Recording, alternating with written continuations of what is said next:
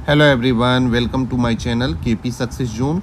दोस्तों, आज हम लोग पढ़ने वाले हैं प्रस्तावना। जी हाँ दोस्तों, पॉलिटी पढ़ रहे थे और पॉलिटी का ये तीसरा क्लास है जिसमें हम प्रस्तावना पढ़ने वाले हैं। और इसके बाद हम इसमें प्रस्तावना के बारे में डिटेल से पढ़ेंगे और साथ ही संविधान का जो भाग है उसके बारे में भी पढ़ेंगे। ठीक है, तो प्रस्तावना जो है हम भारत के लोग, इस लाइन के साथ शुरू होता है। क्या है मतलब हम भारत के लोग का? तो इसका मतलब ये है कि भारत जो है एक प्रजातांत्रिक देश है और भारत के लोग ही सर्वोच्च संप्रभु है। मतलब भारत के लोग ही सर्वोच्च है। अतः भारतीय जनता को यह अधिकार मिला है कि वह संविधान का आधार है, और दूसरे शब्दों में भारतीय संविधान भारतीय जनता को समर्पित है। मतलब हम भारत के लोग इसलिए बोला गया है कि हमारा जो संविधान है वो किसको समर्पित है? भारत के जनता को संबंधित है। भारत के जनता को समर्पित है। ये लाइन यही बताता है, हम भारत के लोग, we the people of India. Question पूछता है कि हमारा जो संविधान है किस लाइन के साथ शुरू होता है, तो हम भारत के लोग। एड जैसे है लिखा हुआ वैसे ही आप इसको याद करेंगे। उसके बाद आगे है, भारत को एक संपूर्ण प्रभुत्व संपन्न समाजवादी पंथ निरपेक्ष लोकतंत्रात्मक गणराज्य बनाने के लिए तथा उसके समस्त नागरिकों को। अब देखिए इसमें प्रभुत्व संपन्न का क्या मतलब हुआ, देखिए पूरे डिटेल से पढ़ेंगे ताकि एग्जाम में आपको कैसे भी क्वेश्चन पूछे तो आप बना सके। देखिए प्रभुत्व संपन्न का मतलब ये है कि भारत का न तो किसी अन्य देश पर निर्भर है और ना ही किसी अन्य देश का भारत पे डोमिनियम है। ठीक है, इसके ऊपर कोई शक्ति नहीं है, हमारे भारत के ऊपर कोई शक्ति नहीं है। भारत क्या है? पूर्ण रूपेण अपने निर्णय लेने के लिए, चाहे आंतरिक हो या बाहरी निर्णय हो, सभी के लिए भारत क्या है? स्वतंत्र है। भारत क्या है? स्वतंत्र है अपने आंतरिक या बाहरी निर्णय लेने के लिए। तो ये बोला गया है कि भारत को एक संपूर्ण प्रभुत्व संपन्न बनाने के लिए। ठीक है, उसके बाद अगला शब्द है समाजवादी। अगला शब्द क्या है? समाजवादी। समाजवादी शब्द का अर्थ है कि हमें ऐसी संरचना जिसमें उत्पादन के मुख्य साधन पूंजी, जमीन, संपत्ति आदि पर सार्वजनिक स्वामित्व हो और नियंत्रण के साथ वितरण में समतुल समाज, मतलब कि जितना भी उत्पादन हो उस पे हम सभी लोगों का एक समान, मतलब कि सभी का क्या हो, भारत के जितने भी नागरिक हैं सभी को एक समान अधिकार हो। ठीक है, तो इसका मतलब हुआ समाजवादी। पंथ निरपेक्ष का क्या मतलब है? पंथ निरपेक्ष का मतलब है कि भारत संविधान में पंथ निरपेक्ष की सभी अवधारणा है और हमारे देश में सभी धर्म एक समान है। पंथ निरपेक्ष क्या कहता है कि भारत का जितना भी धर्म है सभी धर्म क्या है? एक समान है। सभी धर्म क्या है? एक समान है। हम धार्मिक आधार पर भारत में क्या है? कोई भेदभाव नहीं। ठीक है, तो इसको पंथ निरपेक्ष का। लोकतंत्रात्मक का मतलब तो आप लोग जानते ही होंगे, भारत में क्या है? लोकतंत्र है, जनता का शासन है और गणराज्य बनाने के लिए और उसके समस्त नागरिकों को सामाजिक, आर्थिक और राजनीतिक न्याय। भारत के अब पूछता है क्वेश्चन कि भारत के प्रस्तावना में कितने प्रकार की न्याय की चर्चा की गई है? तो 3 प्रकार की। 1 नंबर में हो गया सामाजिक न्याय, 2 नंबर में हो गया आर्थिक न्याय और 3 नंबर में राजनीतिक न्याय। तो भारतीय संविधान में 3 तरह के न्याय की चर्चा की गई है। ठीक है, समझ गए?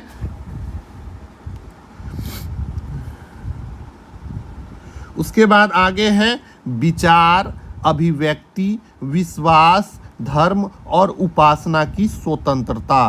तो भारतीय संविधान में पूछा जाए कितने प्रकार की स्वतंत्रता है, तो न्याय कितने प्रकार की है? तो 3 प्रकार के न्याय का चर्चा है। और स्वतंत्रता जो है दोस्तों 5 प्रकार का है। कई बार एग्जाम में पूछा जाता है भारतीय संविधान में कितने प्रकार की स्वतंत्रता का चर्चा है, तो 5 प्रकार के। विचार का, हमें क्या है? अपने विचार के देने के लिए हम स्वतंत्र है, जिसको जो मन होता है अपने हिसाब से अपना विचार व्यक्त कर सकता है। अभिव्यक्ति की मतलब बोलने की आज़ादी आदि है। विश्वास, धर्म, हमें अपने किसी भी धर्म को मानने की और उपासना करने की मतलब स्वतंत्रता है। तो भारत में 5 प्रकार की स्वतंत्रता है जो हमारे प्रस्तावना में चर्चा है। तो इसको ध्यान रखेंगे, 3 प्रकार का न्याय, 5 प्रकार की स्वतंत्रता, ठीक है। उसके बाद आगे है प्रतिष्ठा और अवसर की समता। अवसर की समता, अब देखिए कितने प्रकार की समता, तो 2 प्रकार की, एक प्रतिष्ठा और दूसरा अवसर। तो 2 प्रकार की समता भारत के प्रस्तावना में है, ठीक है। समता का मतलब क्या हुआ है कि भारतीय संविधान की प्रस्तावना हर नागरिक को स्थिति और अवसर की क्षमता प्रदान करता है, जिसका अभिप्राय है कि समाज के किसी भी वर्ग के लिए विशेष अधिकार नहीं है। बिना किसी भेदभाव के हर व्यक्ति को समान अवसर प्रदान करने की विचार है और मतलब दिया गया है, ठीक है। तो सभी व्यक्ति को समान अवसर मिलना चाहिए, सभी व्यक्ति को समान अवसर की चर्चा करता है कौन, तो हमारा संविधान, ठीक है। तो इसको ध्यान रखेंगे।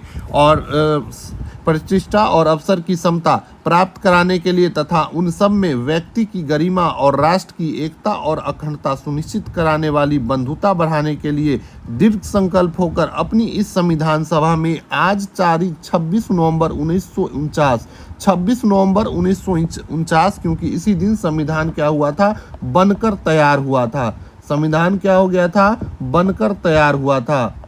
तो इसको ध्यान रखेंगे। और लागू कब हुआ था, तो लागू हुआ था दोस्तों 26 जनवरी 1950 से संविधान क्या हो जाता है, हमारे देश में लागू हो जाता है। तो ध्यान रखेंगे 26 नवंबर 1949 संविधान बनकर तैयार हुआ था, ठीक है। संविधान को अंगीकृत, अधिनियमित और आत्मसमर्पित करते हैं। तो ये था हमारा प्रस्तावना और इसमें जिस बात की चर्चा थी और वो जो भी इम्पोर्टेंट था हमने सबको कवर किया। आगे पढ़ते हैं कुछ और पॉइंट प्रस्तावना से। प्रस्तावना में संविधान के आदर्शों को प्रस्तुत किया गया है, ठीक है, और जिन पर हमारा संविधान और शासन प्रणाली आधारित है, ठीक है। प्रस्तावना में क्या है, तो संविधान का जितने भी आदर्श है उसको प्रस्तुत किया गया है, ठीक है, और जिस पे हमारा संविधान का शासन प्रणाली आधारित है, ठीक है। 42वें संविधान संशोधन, ठीक है। अब बात करेंगे 42वें संविधान संशोधन की, जो कि 1976 ईस्वी में हुआ था। 42वें संविधान संशोधन के द्वारा भारत के संविधान के प्रस्तावना में, हमारे मूल प्रस्तावना में समाजवादी, पंथ निरपेक्ष और अखंडता, इन 3 शब्दों को जोड़ा गया था। ये शब्द जो है पहले जो जवाहरलाल नेहरू जी के द्वारा जब संविधान की प्रस्तावना को प्रस्तुत की गई थी उसमें नहीं थी। तो याद रखेंगे इस तीनों शब्द को, ये तीनों नए शब्द है। और 1976 ईस्वी में जब इसे जोड़ा गया था उस समय भारत में इंदिरा गांधी की सरकार थी, इसको भी ध्यान रखेंगे, इंदिरा गांधी की सरकार थी, ठीक है। तो इसको ध्यान रखेंगे। आगे है दोस्तों एक मामला बेरूबारी बनाम भारत संघ 1960। ये मामला कोर्ट में पहुंचा और इस मामले में उच्चतम न्यायालय ने प्रस्तावना को संविधान का भाग नहीं माना। इस मामला में उच्चतम न्यायालय में जब ये मामला गया तो उच्चतम न्यायालय मतलब हाई कोर्ट, ठीक है, हाई कोर्ट में ये मामला गया। बेरूबारी एक कोई जगह था, ठीक है। तो भारत संघ 1960 में इन दोनों के बीच मामला पहुंचा। उन्होंने इस पे केस किया कि सब प्रस्तावना जो है भारत का अंग नहीं है। तो हाई कोर्ट ने इस पे फैसला दिया कि संविधान का भाग नहीं है, ठीक है। आगे चल के एक व्यक्ति थे केशवानंद भारती। अब फिर एक केस चलता है केशवानंद भारती और केरल राज्य, ये 1973 ईस्वी में। इस मामले में सर्वोच्च न्यायालय, अब देखिए वहाँ हाई कोर्ट था, यहाँ सुप्रीम कोर्ट, मामला सुप्रीम कोर्ट पहुंचा और सुप्रीम कोर्ट ने स्पष्ट कर दिया कि प्रस्तावना जो है दोस्तों संविधान का भाग है और प्रस्तावना में संशोधन किया जा सकता है, ठीक है। लेकिन संविधान की मूल दर्शन में किसी प्रकार का संशोधन नहीं किया जा सकता है। केशवानंद भारती बनाम केरल राज्य जो 1973 ईस्वी में हुआ, तो इसमें ये बोला गया कि प्रस्तावना जो है भारतीय संविधान का मूल भाग है और प्रस्तावना में संशोधन भी कर सकते हैं। बस बशर्ते ये है कि संविधान की मूल दर्शन जो है, जो हमारा मूल संविधान है, उसी में किसी प्रकार का संशोधन नहीं किया जा सकता, ठीक है। तो ये था केशवानंद भारती बनाम केरल राज्य, कई बार पूछा जाता है, याद रखेंगे। बेरूबारी बनाम भारत संघ, इसमें हाई कोर्ट का फैसला था और इसमें क्या बोला गया था कि संविधान का भाग नहीं है प्रस्तावना। लेकिन केशवानंद भारती बनाम ईस्वी भी याद रखेंगे, 1960 में आया था बेरुवारी बनाम भारत संघ, और 1973 ईस्वी में आया है क्या, तो केशवानंद भारती बनाम केरल राज, और इसमें ये बोला गया कि संविधान में प्रस्तावना जो है संविधान का भाग है और प्रस्तावना में संशोधन किया जा सकता है, लेकिन संविधान का मूल दर्शन में किसी भी प्रकार का संशोधन नहीं हो। ठीक है, अब आगे देखेंगे भारत का संविधान के बारे में। तो भारत के संविधान में टोटल 22 भाग की चर्चा है, 12 अनुसूची की चर्चा है। पहले अनुसूचियों की संख्या 8 थी, बाद में ये धीरे धीरे बढ़ के 12 हो गया, और 395 अनुच्छेद है। ठीक है, तो ये पूछा जाए तो आप बता दीजिएगा कितने भाग है। 22 भाग है।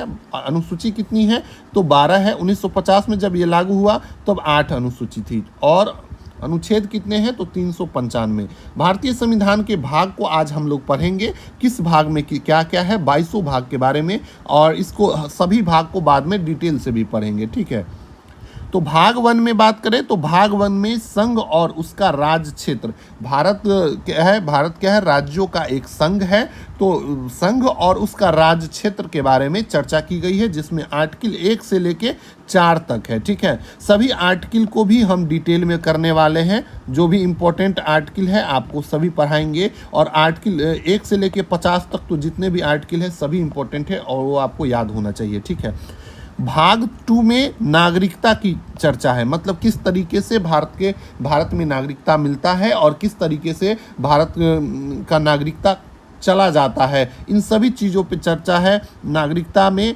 भाग 2 में। और भाग 2 में आर्टिकल 5 से लेके 11 तक कवर करता है। ठीक है, तो सभी आर्टिकल को भी हम देखने वाले हैं, एक एक चीज़ पढ़ेंगे। अगले लेक्चर में हो सकता है हम जो है भारत की अनुसूची पढ़ेंगे, उसके अगले लेक्चर में हम इस अनुच्छेद स्टार्ट कर देंगे। ठीक है, चलिए भाग 3 में क्या है दोस्तों, तो भाग 3 में बहुत इंपॉर्टेंट है मूल अधिकार, जिसको मौलिक अधिकार भी बोलते हैं, इसकी चर्चा है। और मौलिक अधिकार आर्टिकल 12 से लेके 35 तक है। इसमें बहुत तरह भारत में जितने बहुत तरह के जो अधिकार दिए गए हैं, शोषण का अधिकार, बोलने का आज़ादी, धार्मिक आज़ादी, मतलब इन सभी की चर्चा है और डिटेल से हम इसको पढ़ने वाले हैं। बहुत इंपॉर्टेंट है, बहुत बार क्वेश्चन पूछता है मौलिक अधिकार से। इसके में जो आर्टिकल 15 भी है, इसी में इस पे मूवी भी आया था उस्मान खुराना का, जिसमें ये बोला गया कि जाति वंश मूल के आधार पे हम किसी प्रकार से आपस में भेदभाव नहीं कर सकते हैं, तो उसकी भी चर्चा है।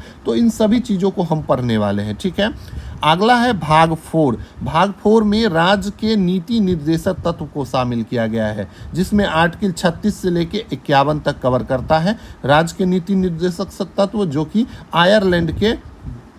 आयरलैंड के संविधान से लिया गया है, तो इसको भी हम डिटेल में कवर करेंगे। आगे है दोस्तों मूल कर्तव्य। भाग 4A में मूल कर्तव्य है। 4A या 4 क लिखा रहेगा, ये आर्टिकल 51 के ए या क में लिखा रहेगा, उसमें है मूल कर्तव्य। इसको बाद में जोड़ा गया है 1976 ईस्वी में। ठीक है, टोटल 11 मूल कर्तव्य है, तो सबको हम डिटेल से पढ़ेंगे। ठीक है, आगे भाग 5। भाग 5 में भारत जो है एक संघ है और उस संघ के बारे में चर्चा की गई है, आर्टिकल 52 से लेके 151 तक। ठीक है, उसके बाद भाग 6 में जो है राज्य की चर्चा है। राज्य में मुख्यमंत्री होगा, मुख्यमंत्री जी होंगे, उसके बारे में कैसे राज्य का शासन चलेगा, उसमें जितने भी प्रावधान हैं उन सब की चर्चा की गई है। ठीक है, राज्यपाल की चर्चा की गई है। भाग 7 में अगर हम जाएंगे तो पहली अनुसूची के भाग ख के राज्य है। ठीक है, अनुसूची में भाग ख के जो राज्य है पहली अनुसूची में, उसकी चर्चा की गई है। आर्टिकल 238 पढ़ेंगे, जिसको और निरस्त कर दिया गया था 1956 ईस्वी में धारा 29 के द्वारा। तो इन सभी चीज़ों को हम पढ़ने वाले हैं। ठीक है, भाग इसलिए क्योंकि भाग भी पूछता है, डायरेक्ट पूछ देगा कि भाग 7 में क्या है, भाग 8 में क्या है। तो भाग 8 में है संघ राज्य क्षेत्र, मतलब कि यूनियन टेरिटरी। भारत में टोटल कितने यूनियन टेरिटरी है, आप लोग कमेंट करके बताइए। भारत में अभी यूनियन टेरिटरी की संख्या कितनी है, मतलब केंद्र शासित प्रदेश की संख्या। ठीक है, इस आर्टिकल 239 से लेकर 242 तक है। देखिए, भाग जो आपको कंप्लीट होगा तो आपको जैसे ही पूछेगा, तो मान लीजिए अगर आपको पूछा केंद्र शासित प्रदेश प्रदेश से रिलेटेड आर्टिकल है। तो और ऑप्शन से भी कर सकते हैं आप, तुरंत दिमाग में आया कि भैया ये 239 से लेके 242 तक वाला ही है, और मान लीजिए ऑप्शन में रहा 212, तो आप सीधे इसको कट कर सकते हैं, भैया केंद्र शासित प्रदेश नहीं वाला आर्टिकल नहीं है। तो इस तरीके से भाग भी याद होना चाहिए। उसके बाद पंचायती राज की चर्चा आर्टिकल 243 ईस्वी में है, ठीक है, जो कि भाग 9 में है, ठीक है। उसके 243 का क भी है, 243 का ख भी है, तो उसको भी पढ़ेंगे। 243 के क में नगर पंचायत की चर्चा है, इसमें सहकारिता की चर्चा है, तो सभी चीज़ों को हम पढ़ने वाले हैं, ठीक है। उसके बाद भाग 10 में अनुसूचित और अनुसूचित जनजाति क्षेत्र, ठीक है, अनुसूचित जाति और अनुसूचित जनजाति क्षेत्र के बारे में चर्चा है, आर्टिकल 244 और 244 का क इसको कवर करता है, ठीक है। उसके बाद भाग 11 में संघ और राज्यों के बीच का जो संबंध है, मतलब केंद्र सरकार और राज्य सरकार के बीच जो संबंध है उसकी चर्चा है, और ये आर्टिकल 245 से 263 में चर्चा है, और किस तरीके से दोनों के बीच संबंध होना चाहिए, किस तरीके से क्या होता है, किस तरीके से धन का बंटवारा होता है, इन सब चीज़ों की चर्चा है, ठीक है। उसके बाद भाग 12 में चलेंगे, तो भाग 12 में वित्त, संपत्ति, संविदा वाद, इन सभी की चर्चा है। भाग 13 में भारत के राज्य क्षेत्र के भीतर व्यापार, वाणिज्य और समागम की चर्चा है, तो इन सब चीज़ों को देख लीजिए एक बार। भाग 14 में संघ और राज्यों के अधीन जो सेवा है, लोक सेवा आयोग, राज्य सेवा आयोग, इन सभी चीज़ों की चर्चा है। भाग 15 में निर्वाचन है, बहुत इंपॉर्टेंट है, भारत निर्वाचन आयोग के बारे में चर्चा है, किस तरीके से निर्वाचन होता है, इन सभी चीज़ों का चर्चा है, आर्टिकल 324 से लेकर 329 के बीच। भाग 16 में कुछ वर्गों के संबंध में विशेष उपबंध, मतलब कुछ वर्ग के लिए जो विशेष अधिकार है उसके बारे में चर्चा है, और आर्टिकल 330 से 342 इसके अंतर्गत आ जाता है। भाग 17 में राजभाषा की चर्चा है, जो कि आर्टिकल 343 से 351। हिंदी जो है दोस्तों हमारा राष्ट्रीय भाषा न हो के राज्य भाषा है, तो इसको भी ध्यान रखेंगे। भाग 18 में आपातकालीन उपबंध, जैसे अगर राष्ट्रीय आपातकाल है, और भी 3 प्रकार का आपातकाल का चर्चा किया गया है, राष्ट्रीय आपातकाल, घरेलू आपातकाल और क्या है, वाणिज्यिक आपातकाल। तो इन सभी चीज़ का चर्चा आर्टिकल 352 से 360, सॉरी वाणिज्यिक नहीं, आर्थिक आपातकाल जो लगता है, इकोनॉमिक, ठीक है, तो उसकी चर्चा है। भाग 19 में प्रकीर्ण, राष्ट्रपति, राज्यपाल, राज्य प्रमुख, संसद आदि का संरक्षण प्राप्त है किस तरीके से, इन सभी चीज़ों की चर्चा है। भाग 20 याद रखेंगे, इंपॉर्टेंट है, संविधान में संशोधन, और आर्टिकल 368 में भारत का संविधान के संशोधन के बारे में चर्चा है। तो इन सभी भागों को देखने के बाद आप संविधान को एक संक्षेप रूप में जान सकते हैं। भाग 21 में जाएंगे तो अस्थायी संक्रमणीय और विशेष उपबंध की चर्चा है, ठीक है। और भाग 22 में संक्षिप्त नाम, प्रारंभ, हिंदी में प्राधिकृत पाठ और निरस्त जो हो गया, इन सब चीज़ों को, निरसन, इन सब चीज़ों की चर्चा है। तो हम इन सभी को डिटेल में करने वाले हैं, आपको आज पूरे भाग को एक साथ हम दिखा दिए हैं, तो इसको भी याद रहना चाहिए। इसमें से जो इम्पोर्टेंट है उसको हम टिक लगा दिए हैं, तो आप इस सब चीज़ों को अच्छे से कर लें। मिलते हैं अगले वीडियो में, अगले क्लास में हम आपको आगे पढ़ाएंगे। अनुसूची, सबसे पहले 12 अनुसूची को कवर करेंगे, उसके बाद हर भाग को, जैसे भाग 1 में भाग 1 पढ़ेंगे जिसमें 1 से लेकर 4 अनुच्छेद हैं, इन सबको चर्चा करेंगे। भाग 2 पढ़ेंगे नागरिकता के बारे में, 5 से लेकर 11 तक जितने अनुच्छेद है उसको चर्चा करेंगे। तो पहले क्लास में तो ये दोनों चलने वाला है, मतलब जब संविधान का अनुच्छेद स्टार्ट होगा, ठीक है। तो बीच में एक क्लास आएगा अनुसूची का, उसके बाद अनुच्छेद स्टार्ट हो जाएगा, ठीक है। तो मिलते हैं अगले वीडियो में और डिटेल से करेंगे। वीडियो अगर अच्छा लग रहा हो तो आप लाइक कीजिएगा, और हमारे चैनल को सब्सक्राइब करके अपने दोस्तों के पास ज़रूर शेयर करें। चैनल को सपोर्ट की ज़रूरत है, आप लोग ज़रूर सपोर्ट कीजिए। मिलते हैं अगले